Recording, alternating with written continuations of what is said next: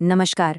आज के इस विशेष विश्लेषण में एक ऐसे मामले की गहराई में उतरेंगे जिसने पूरे ग्वालियर शहर को हिलाकर रख दिया है। शुरू में ये बिल्कुल दिन दहाड़े हुए एक खौफनाक अपहरण जैसा लगा, लेकिन महज 24 घंटे के अंदर एक ऐसी सनसनीखेज चीज सामने आई जिसने पुलिस से लेकर आम जनता तक सबको चौंका दिया। बात हो रही है ग्वालियर की एक लॉ स्टूडेंट के मामले की। क्या ये वाकई कोई फिल्मी किडनैपिंग थी या फिर महज एक गलतफहमी का शिकार हुआ प्रेम प्रसंग? आइए इन्हीं तथ्यों और दावों को सिलसिलेवार तरीके से समझते हैं। कहानी के इस मोड़ को समझने के लिए मुख्य आरोपी जीतू तोमर के इस बयान पर गौर करते हैं। हमारा रिलेशनशिप 2.5 साल का है, हम अपनी मर्जी से आए हैं। ये शब्द उस वायरल वीडियो के हैं जो अपहरण की खबर आग की तरफ फैलने के ठीक अगले दिन इंटरनेट पर सामने आया। इस एक वीडियो ने पुलिस की शुरुआती थ्योरी को पूरी तरह से पलट कर रख दिया। अब यहाँ दो बिल्कुल अलग अलग पहलू टकरा रहे हैं। एक तरफ है दिन दहाड़े अपहरण की थियरी, एक ऐसी घटना जो कानून व्यवस्था पर सीधे सवाल खड़े करती है, और दूसरी तरफ है सहमति से प्रेम प्रसंग का दावा, जहां आरोपी खुद कह रहा है कि वे अपनी मर्जी से साथ गए हैं। जाहिर है दोनों बातें तो एक साथ सच नहीं हो सकती। इस विश्लेषण का मकसद किसी एक पक्ष की तरफ झुकना नहीं है, बल्कि अब तक जो भी तथ्य सामने आए हैं उन्हें बिल्कुल निष्पक्ष तरीके से सामने रखना है ताकि पूरी तस्वीर साफ हो सके। भाग 1। ग्वालियर में एक बिल्कुल फिल्मी अपहरण। घटना बुधवार की है। ग्वालियर के कंपू थाना क्षेत्र में कैंसर पहाड़िया के पास महात्मा गांधी लॉ कॉलेज है। दिन का समय था, माहौल बिल्कुल सामान्य लग रहा था। लॉ की एक छात्रा अपनी एक जूनियर के साथ कॉलेज के गेट पर खड़ी थी, और तभी बिल्कुल किसी फिल्म के एक्शन सीक्वेंस की तरह कुछ कार सवार युवक वहां आते हैं और उस छात्रा को जबरन खींचकर कार में डाल लेते हैं। ये कोई सुनसान इलाका नहीं था। दिन दहाड़े हुई इस घटना ने तुरंत वहां मौजूद लोगों में दहशत फैला दी। स्वाभाविक रूप से इस घटना से पुलिस विभाग में भी भारी हड़कंप मच गया और तुरंत एक्शन शुरू कर दिया गया। अब इस टाइमलाइन को जरा ध्यान से देखते हैं, चीजें कितनी तेजी से बदली हैं। 1. बुधवार को कॉलेज के बाहर से किडनैपिंग होती है। 2. गुरुवार को वो वायरल वीडियो इंटरनेट पर आ जाता है जो पूरे केस की दिशा ही बदल देता है। और 3. वर्तमान स्थिति ये है कि पुलिस उस गाड़ी को उत्तर प्रदेश की सीमाओं की तरफ ट्रैक कर रही है।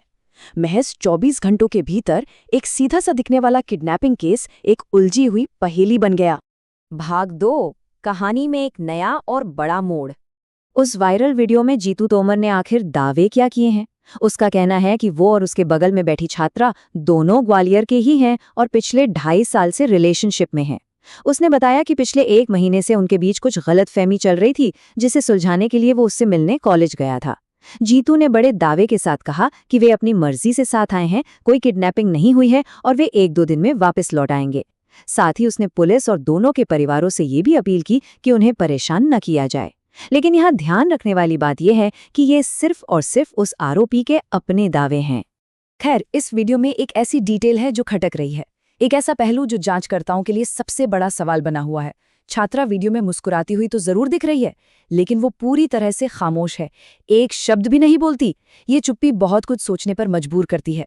क्या ये इस बात का इशारा है कि वीडियो किसी दबाव या डर के साए में बनवाया गया है, या फिर वो सच में अपनी सहमति से वहां है? मुस्कान और खामोशी का ये अजीब सा विरोधाभास इस केस को और भी रहस्यमयी बना देता है। भाग 3। पुलिस का एक्शन और अहम सुराग। आइए देखते हैं कि पुलिस इस पूरी स्थिति को कैसे हैंडल कर रही है। कानून महज एक वायरल वीडियो के आधार पर जांच तो बंद नहीं कर सकता ना। उन्होंने एक बेहद व्यवस्थित प्रोटोकॉल फॉलो किया है। पहला कदम, पूरे शहर में नाकेबंदी। दूसरा, लोकल सीसीटीवी फुटेज को बारीकी से खंगालना। तीसरा, डबरा के रास्ते कार की मूवमेंट को ट्रैक करना। इसके बाद पुलिस ने कार की आखिरी लोकेशन दतिया टोल प्लाजा के पास पिन पॉइंट की। और सिर्फ यही नहीं, पुलिस ने आरोपी जीतू तोमर के करीबियों को पकड़कर उनसे पूछताछ भी शुरू कर दी है। इसका सीधा सा मतलब ये है कि पुलिस इस मामले को पूरी गंभीरता से ले रही है। ग्वालियर पुलिस का ये ऑफिशियल बयान उनकी अप्रोच को बिल्कुल क्लियर कर देता है। हमारी टीमें लगातार यूपी की तरफ उनका पीछा कर रही हैं, जल्द ही गिरफ्तारी की जाएगी। उनकी प्रायोरिटी एकदम सेट है, छात्रा को सुरक्षित वापस लाना और आरोपियों को पकड़ना। इंटरस्टेट लेवल पर लगातार ट्रैकिंग हो रही है और जांच की रफ्तार कहीं से भी धीमी नहीं पड़ी है। भाग 4। वो सवाल जो अब तक अनसुलझे हैं। यहाँ एक बात और समझनी होगी, ये मामला अब ग्वालियर पुलिस की साख का सवाल बन चुका है। दिन दहाड़े कॉलेज के बाहर से किसी को उठा ले जाना कोई छोटी-मोटी घटना नहीं है। इसलिए पुलिस की सबसे पहली और सबसे बड़ी प्राथमिकता उस छात्रा को रिकवर करना है। ऐसा क्यों? क्योंकि जब तक वो पुलिस के सामने आकर अपना ऑफिशियल बयान दर्ज नहीं कराती, तब तक सच्चाई सामने नहीं आएगी। उस लड़की का बयान ही इस पूरी गुत्थी को सुलझाने की इकलौती चाबी है। तो आखिर में यही एक सबसे बड़ा सवाल बचता है, क्या ये वाकई में अपनी मर्जी से उठाया गया कदम है, या फिर पुलिस की गिरफ्तारी और कानूनी शिकंजे से बचने के लिए रची गई एक बेहद शातिर चाल? जब तक लॉ की वो छात्रा खुद सामने आकर पूरी सच्चाई नहीं बताती, ये सवाल यूं ही बना रहेगा। ये पूरा मामला इस बात का पक्का सबूत है कि कई बार घटनाएं वैसी बिल्कुल नहीं होती जैसी वे पहली नज़र में दिखाई देती हैं। इस विश्लेषण से जुड़ने के लिए शुक्रिया। ऐसे ही मामलों पर नज़र बनाए रखना और सच्चाई की तह तक जाना ही सबसे ज़रूरी है।